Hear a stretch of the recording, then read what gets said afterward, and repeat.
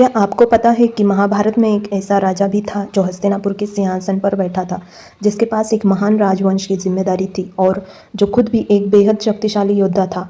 लेकिन आज उसके बारे में बहुत कम लोग जानते हैं। वो राजा था चित्रांगद, राजा शांतनु का बड़ा पुत्र, भीष्म पितामह का छोटा भाई और हस्तिनापुर का वो राजा जिसकी मृत्यु ने कुरुवंश को ऐसी परिस्थितियों में धकेल दिया जिनका असर आगे चलकर पूरे महाभारत के युद्ध तक दिखाई दिया। लेकिन सबसे रहस्यमयी बात क्या थी? चित्रांगद की मृत्यु किसी साधारण युद्ध में नहीं हुई थी।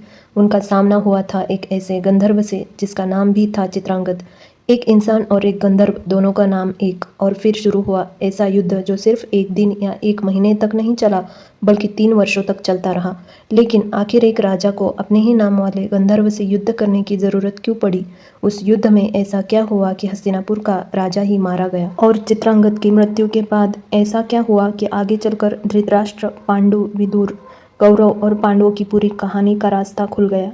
आज की कहानी सिर्फ एक भूले हुए राजा की कहानी नहीं है। यह कहानी है उस मोड़ की जहाँ से कुरुवंश धीरे धीरे उस रास्ते पर बढ़ने लगा जिसका अंत कुरुक्षेत्र के मैदान में हुआ। कहानी शुरू होती है हस्तिनापुर से। हस्तिनापुर उस समय सिर्फ एक नगर नहीं था, यह कुरुवंश की शक्ति का केंद्र था। एक ऐसा राज्य जहाँ बैठने वाला राजा सिर्फ अपने परिवार का मुखिया नहीं होता था, बल्कि हजारों लाखों लोगों के भविष्य का फैसला उसके हाथ में होता था। इसी हस्तिनापुर पर शासन करते थे राजा शांतनु।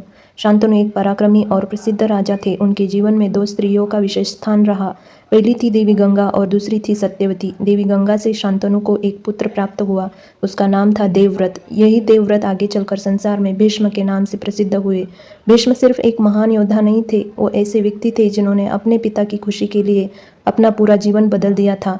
उन्होंने सिंहासन का अधिकार छोड़ दिया। उन्होंने विवाह न करने की भयंकर प्रतिज्ञा ली और इसी प्रतिज्ञा के कारण उन्हें नाम मिला भीष्म। लेकिन शांतनु और सत्यवती से भी 2 पुत्र हुए। पहला था चित्रांगद और दूसरा विचित्रवीर्य। चित्रांगद दोनों भाइयों में बड़े थे, इसलिए भविष्य में हस्तिनापुर का सिंहासन उन्हीं को मिलना था। समय बीतता गया और फिर एक दिन राजा शांतनु की मृत्यु हो गई। अब हस्तिनापुर के सामने सबसे बड़ा सवाल था, अगला राजा कौन होगा? देवव्रत यानी भीष्म? नहीं, क्योंकि भीष्म अपने पिता के लिए पहले ही सिंहासन का त्याग कर चुके थे। इसलिए हस्तिनापुर का सिंहासन मिला चित्रांगद को। अब एक युवा राजकुमार राजा बन चुका था। उसके कंधों पर पूरे हस्तिनापुर की जिम्मेदारी आ चुकी थी।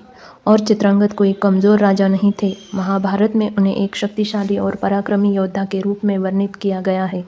उन्होंने अपनी शक्ति और पराक्रम से अपनी प्रतिष्ठा बनाई, लेकिन शक्ति के साथ एक खतरा भी आता है, अहंकार का। और शायद यही उनके जीवन की सबसे बड़ी परीक्षा बनने वाला था, क्योंकि एक दिन चित्रांगद को पता चला कि गंधर्वों में भी एक ऐसा योद्धा है जिसका नाम है चित्रांगद। अब सोचिए, एक तरफ हस्तिनापुर का राजा चित्रांगद, दूसरी तरफ गंधर्व चित्रांगद। नाम एक, लेकिन दोनों की पहचान अलग। गंधर्व चित्रांगद को अपने नाम पर गर्व था और हस्तिनापुर के राजा चित्रांगद को अपने पराक्रम पर। धीरे धीरे दोनों के बीच विवाद बढ़ गया और आखिरकार बात युद्ध तक पहुंच गई। यह कोई साधारण युद्ध नहीं था, क्योंकि गंधर्व कोई सामान्य मनुष्य नहीं थे। उनके पास दिव्य शक्तियाँ थी और राजा चित्रांगद भी पीछे हटने वालों में से नहीं थे।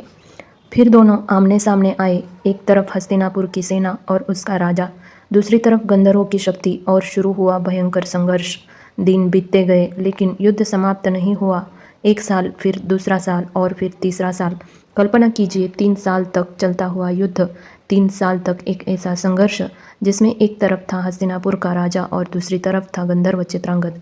लेकिन जितना समय बीतता गया उतना ही यह युद्ध कठिन होता गया। राजा चित्रांगद अपनी पूरी शक्ति से लड़ रहे थे, लेकिन गंधर्व चित्रांगद भी किसी साधारण प्रतिद्वंदी की तरह नहीं थे। आखिरकार वह समय आया जब राजा चित्रांगद अपने प्रतिद्वंदी के सामने टिक नहीं सके। गंधर्व चित्रांगद ने उन्हें युद्ध में पराजित कर दिया और हस्तिनापुर का राजा मारा गया। एक ही क्षण में कुरुवंश ने अपना राजा खो दिया। लेकिन जरा सोचिए, एक राजा की मृत्यु के बाद सबसे बड़ी समस्या क्या होती है? सिंहासन। कौन बनेगा अगला राजा? चित्रांगद की कोई संतान नहीं थी, इसलिए अब हस्तिनापुर का सिंहासन उनके छोटे भाई विचित्रवीर्य के सामने था। लेकिन विचित्रवीर्य अभी बहुत छोटे थे और यही कारण था कि अब हस्तिनापुर की वास्तविक जिम्मेदारी एक बार फिर भीष्म के कंधों पर आ गई। भीष्म ने अपने पिता के लिए सिंहासन छोड़ा था, लेकिन अब अपने छोटे भाई और पूरे कुरुवंश की रक्षा करना उनका कर्तव्य बन गया था। विचित्रवीर्य को राजा बनाया गया। लेकिन क्या आपको पता है, यहाँ से महाभारत की एक और बड़ी कहानी शुरू होती है। विचित्रवीर्य के लिए योग्य पत्नी की आवश्यकता थी और भीष्म काशी नरेश की 3 पुत्रियों अंबिका और अंबालिका को हस्तिनापुर ले आए। लेकिन अंबा की कहानी कुछ और थी। उसका मन पहले से ही शाल्व नरेश में था और जब अम्बा ने यह बात बताई तो उसे उसके इच्छित स्थान पर जाने दिया गया। लेकिन उसके बाद जो हुआ उसने अम्बा के जीवन को बदल दिया। अम्बा के मन में भी भीष्म के प्रति गहरा क्रोध पैदा हुआ और यही अम्बा आगे चलकर शिखंडी के रूप में भीष्म के सामने खड़ी हुई। लेकिन यह तो अभी भविष्य की बात थी। उस समय हस्तिनापुर में विचित्रवीर्य का विवाह अंबिका और अंबालिका से हुआ। कुछ समय के लिए ऐसा लगा कि शायद अब कुरुवंश सुरक्षित है, शायद चित्रांगद की मृत्यु के बाद आया संकट खत्म हो गया है। लेकिन नियति को अभी बहुत कुछ करना बाकी था। विचित्रवीर्य भी ज़्यादा समय तक जीवित नहीं रहे, उनकी मृत्यु हो गई और अब हस्तिनापुर फिर से उत्तराधिकारी के संकट में फंस गया। पहले चित्रांगद चले गए, अब विचित्रवीर्य भी नहीं रहे। दोनों भाई एक के बाद एक और पीछे रह गया था एक विशाल राजवंश, जिसके सामने सबसे बड़ा सवाल था कुरुवंश आगे कैसे चलेगा। अब यहाँ से कहानी में प्रवेश होता है महर्षि वेदव्यास का। सत्यवती के आग्रह पर नियोग की परंपरा के अनुसार वंश को आगे बढ़ाने की व्यवस्था हुई। अंबिका से जन्म हुआ धृतराष्ट्र का, अंबालिका से जन्म हुआ पांडु का और एक दासी से जन्म हुआ विदुर का। अब एक बार फिर हस्तिनापुर में भविष्य की उम्मीद दिखाई देने लगी।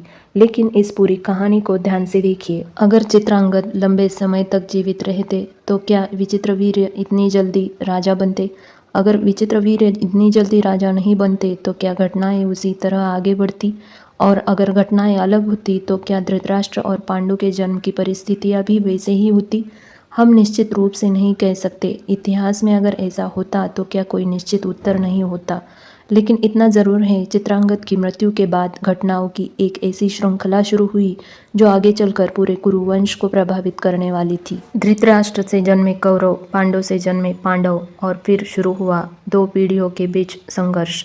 बचपन की प्रतियोगिता, ईर्ष्या, राजसत्ता की चाह, लाक्षाग्रह, वनवास, द्रौपदी का अपमान और अंत में कुरुक्षेत्र। वही कुरुक्षेत्र जहाँ भाई ने भाई के सामने हथियार उठाए, जहाँ गुरु अपने शिष्य के सामने खड़े हुए, जहाँ भीष्म ने बाणों की शैया स्वीकार की, जहाँ द्रोणाचार्य गिरे, जहाँ कर्ण और अर्जुन आमने सामने आए, जहाँ दुर्योधन का अंत हुआ और जहाँ भगवान श्री कृष्ण ने अर्जुन को वह ज्ञान दिया जिसे आज दुनिया भगवत गीता के नाम से जानती है।